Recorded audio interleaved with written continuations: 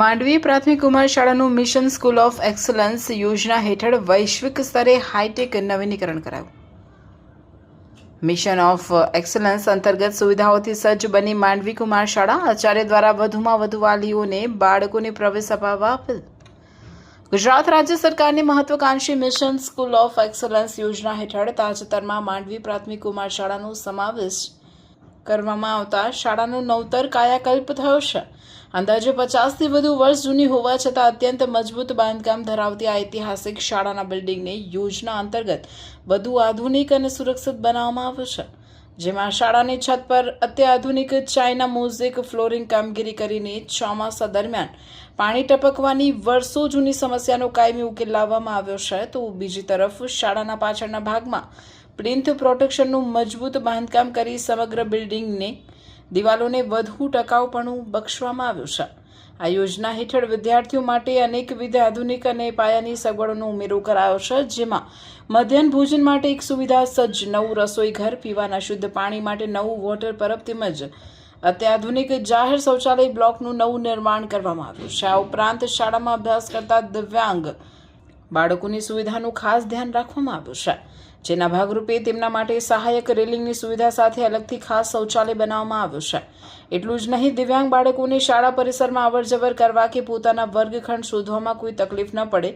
તે માટે શાળાના આગળના ભાગમાં કલરફુલ બ્લોક ફિટિંગ સાથે ખાસ પીળા રંગના ઉપસેલા બ્લોક લગાડીને એક વિશિષ્ટ અને સુગમ વાતાવરણ પૂરું પાડવામાં આવ્યું છે.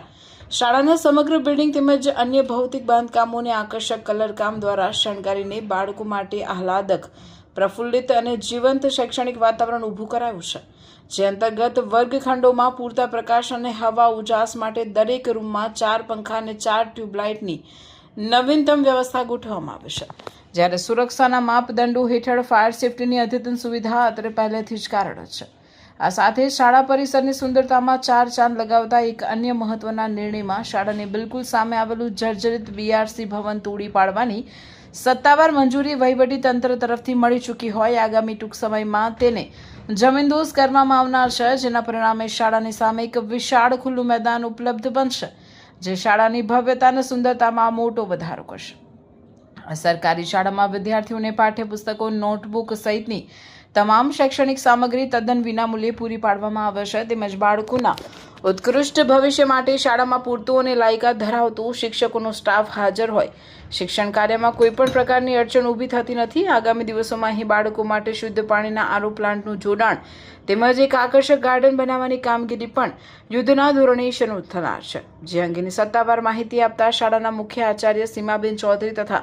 સાથી શિક્ષક સોમવેલ ગામિત અને અન્ય મહિલા શિક્ષિકા બહેનોએ નગરના તમામ વાલીઓને એકવાર આ આધુનિક પ્રાથમિક કુમાર શાળા માંડવીની પ્રત્યક્ષ મુલાકાત લેવા હાર્દિક આમંત્રણ આપ્યું છે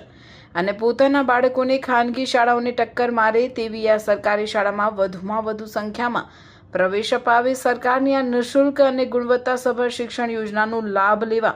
નમ્ર અપીલ કરી છે. Bureau report Dharmendrasinh Dumasia, Mandvi.